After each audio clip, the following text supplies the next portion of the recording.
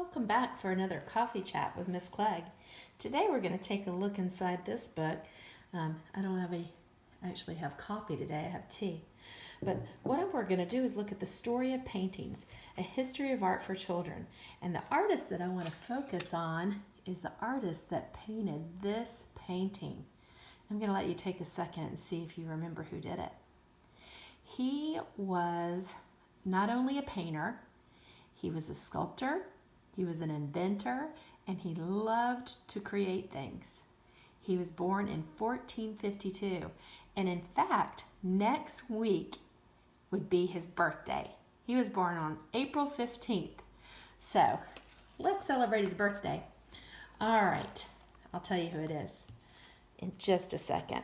But before I do, I want to tell you a little bit about the art movement that this artist would have been a part of. And we're going to go back to the glossary. Oops, sorry about that. Go back to the glossary, and we're going to read about the Renaissance.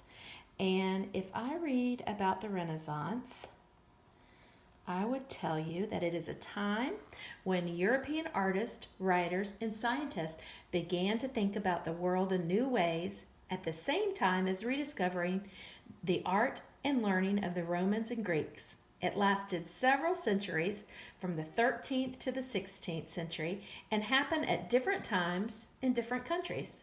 So what that means is that Renaissance happened at different times depending on where you were in the country. All right, so I hope you figured out who that artist is that painted the Mona Lisa. Here it is. That artist is Leonardo Da Vinci. Like I said, he was born in 1452 and he died in 1519. Da Vinci was one of the greatest artists of the Italian Renaissance, as well as an inventor, mathematician, and all-around genius. Mona Lisa, which was created, it looks like 1503 to the 19, is his most famous painting. People are captivated by her sideways glance and the gentle smile. What do you think she's thinking about?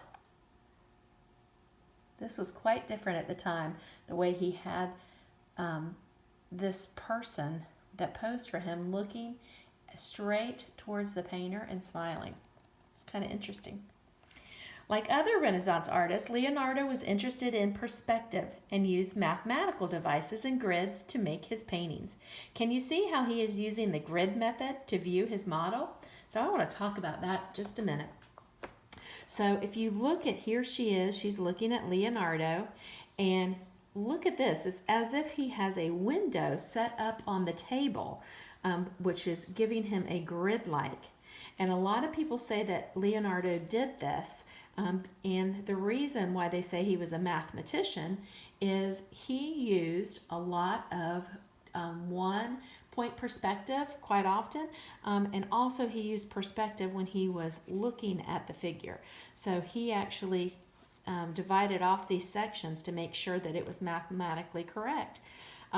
You have a lovely smile. If only you knew what I was smiling about.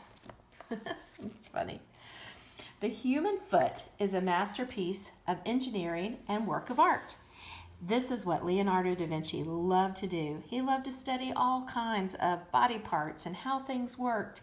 He was quite the inventor. He actually invented a cart that was really interesting. So I'm going to show you a video if you click on some of these links that I've added to my page this week, and you can learn a lot about Da Vinci. He actually created paintings, The Last Supper, the Virgin of the Rocks, Lady with Ermine, and the St. John the Baptist. So learn about Da Vinci and join Da Vinci. And I tell you what amazes me, and what I want to teach you about this week, is how he made her face look so three-dimensional and take on form. And remember, it's all about the highlights and shadows.